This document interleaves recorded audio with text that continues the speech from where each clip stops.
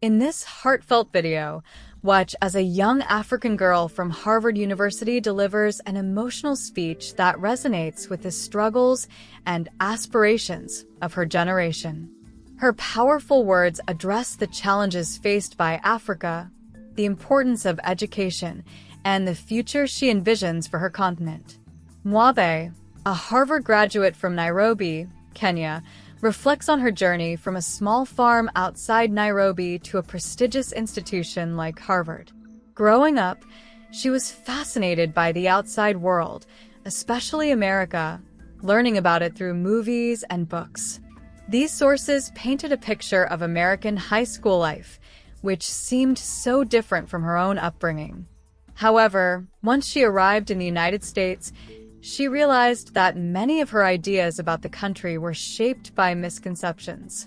She speaks about how people often stereotype her, assuming things about her based on her background, much like how she had stereotypes about Americans. She acknowledges how easy it is to hold on to these assumptions because they provide comfort and predictability, while stepping out of one's comfort zone requires embracing nuance and complexity. Mwabe initially focused on studying anthropology to understand herself and her culture better, using it as a way to avoid fully engaging with American life. But as time went on, she realized that her studies of American culture were helping her connect with others and overcome her homesickness. She immersed herself in American rituals, like the Super Bowl and March Madness, and began to see the common humanity shared by all people, regardless of background. Through her time at Harvard, she learned that joy and pain are universal and that the true value of her education lies not just in the degree itself, but in the ability to approach the world with humility, curiosity, and a willingness to learn from others. Mwabe encourages her fellow graduates to remain grounded and humble, using their education to improve the word without letting it define them. She hopes the class of 2019 will be remembered for its courage, humility, and commitment to making a positive impact. Let us know in the comment section what you think about all that was said. Growing up in a farm just outside of Nairobi, Kenya, I spent a lot of time wondering about the world outside. I spent my weekends watching TV and listening to music. I watched old 60s movies on school nights when I was supposed to be asleep. And I read a lot of books. I mean, a lot of books. I devoured media because I was thirsty to understand the world outside the confines of my otherwise simple, comfortable, and incredibly joyful upbringing. So it was no surprise that everything I knew about America, I knew from media. And this was before social media, so the variety of images I had of the United States was limited to what movies wanted me, an outsider, to know about this land of the free and home of the brave. I watched movies about American high schools in particular, and I found them absolutely fascinating. And I learned a lot. For example, I learned that in America you could walk out of classes before teachers dismissed you, just as long as the bell had rang. And I thought to myself, indeed this is the land of the free and the home of the brave. Because that kind of behavior wouldn't fly where I'm from. In America, becoming homecoming king and homecoming queen was a big deal, but I never understood where home was or where people had gone enough to be coming. I also learned that in America, everyone was always looking for a prom date, and that if you dropped your books and someone picked them up for you and gazed into your eyes, then at the end of the year, they would become your prom date.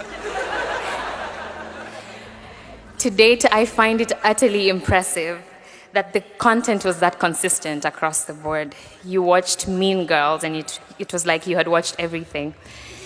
Yet these thoroughly analyzed case studies of my peers could never have prepared me for the past 4 years as an international student at Harvard. In fact, in a way, I held a lot of misconceptions about the United States because of them. Now, I know, more often than not, this phenomenon happens the other way around. For instance, if I walk into a room and I say, "Hi, my name is Mwabe and I'm from Nairobi, Kenya," a lot of things might go through your mind, like, "Wow, she speaks such good English." Or perhaps you might ask yourself the age-old question, and what I'm sure we are all wondering today. I wonder whether she's listened to Ariana Grande's music. Yet in the same way, I too had my own stereotypes about the United States. There were stories I had heard throughout my life that had embedded plenty of assumptions in my mind. Racial stereotypes, stereotypes about people from different socioeconomic backgrounds, stereotypes about American preferences. At times, I wouldn't realize I had these perceptions in my mind, but I always found myself holding on to them ever so tightly whenever I encountered something new or different that I wasn't willing to try. The thing with stereotypes that makes them so powerful is that they menacingly appear to be true, and that it can be so comfortable to hold on to them because predictability is easy to work with. Nuance makes things complicated. Nuance doesn't fit into policy or captivating film narratives. And once you're comfortable enough in what you know, there's no reason to step out of it. I have always been fascinated by people, cultures, history, why we think the way we think based on where we grew up or our experiences. And it was this fascination that led me to the Anthropology department. I was excited at the prospect of a concentration where, for the most part, I got to observe people and theorize about why they do what they do. At first, this started as a self-centered process. In the midst of my debilitating homesickness and reluctance to adjust, I needed an excuse to get out of having to engage with this new country and its people by delving deeper to understand myself, my roots, and my culture. On any lovely Wednesday afternoon, you'd find me at a section in Toza, either finding a way to connect every possible theory to the African continent, or vehemently retorting to something a peer had said, and it always sounded like, well, I just want to push back on that for a little bit, and say that that is based on a very Western framework of thinking. Around my friends, I started every statement in my culture, especially when I didn't want to try something new, like, in my culture, we don't eat quinoa. Or in my culture, we don't ask professors about their weekends or agree to call them by their first names. I'm sorry, Rakesh. And while this transformative liberal arts education has given me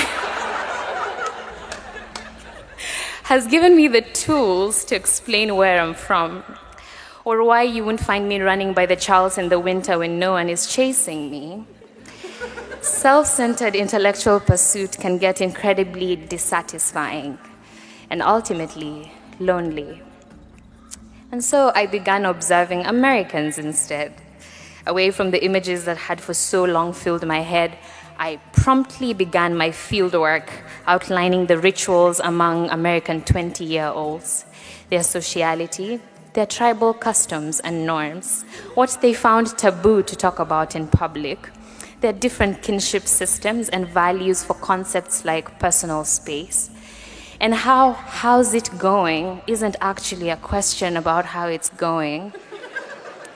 Eventually, I too began to participate in the natives' rituals, annual festivals like the Super Bowl, and this collaborative activity that was creating a March Madness bracket. I started watching American news as an empathy exercise, really.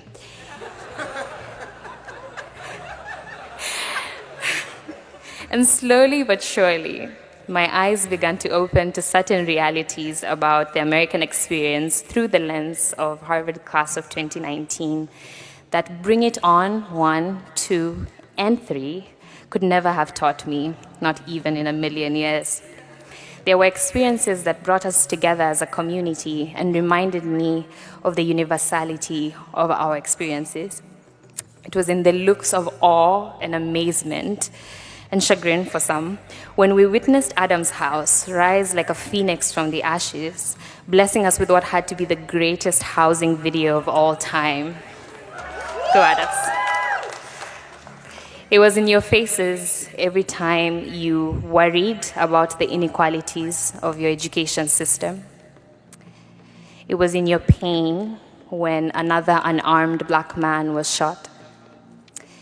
It was in the face of an understaffed homeless shelter and an increasingly gentrifying town. Now, I know Harvard is not representative of the entire United States. In fact, if anything, this heavily endowed bubble is far from the reality faced by millions in this country.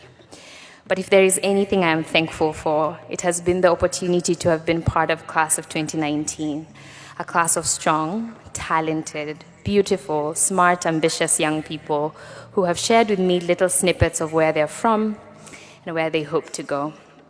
And so at the end of this anthropological study, I would like to share with you all my findings based on the statistical sample that has been my interactions with the class of 2019. The most important of them being that people are people, and joy is joy, and pain is pain everywhere. And we cannot limit ourselves to what we know based on where we come from. In the same vein, let it not be that this Harvard experience becomes our culture, if you will, that we get so attached to bleeding this crimson blood that we're so unwilling to step out and be challenged to learn something new or presently engage when we encounter something or someone different.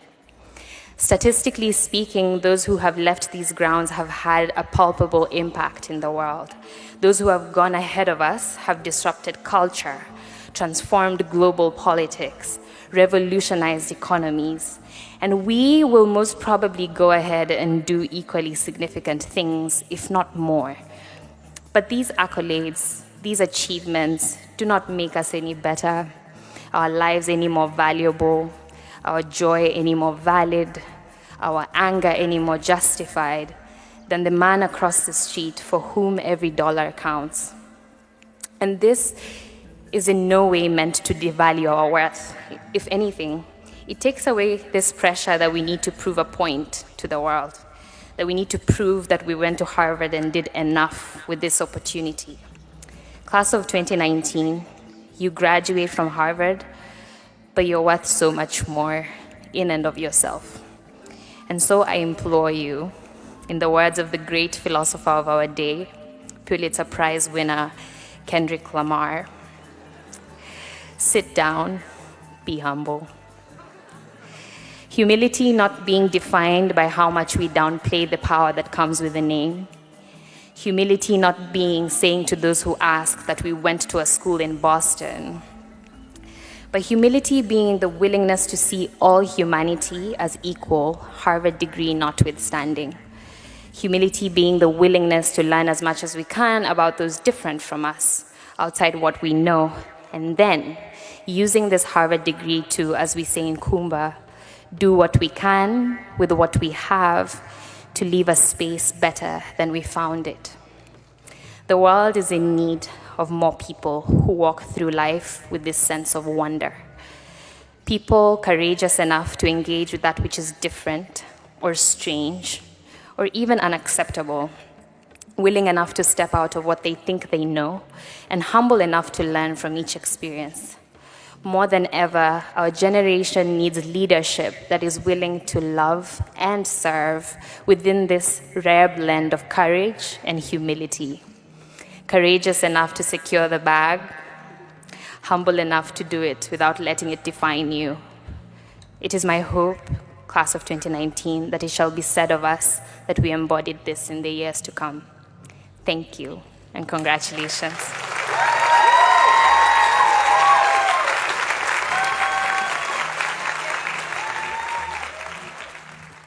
Wraps up the video for today, guys. We hope you enjoyed it. Make sure to subscribe to Insight TV, leave a thumbs up, and of course share the video. Until the next time, see you in the next video.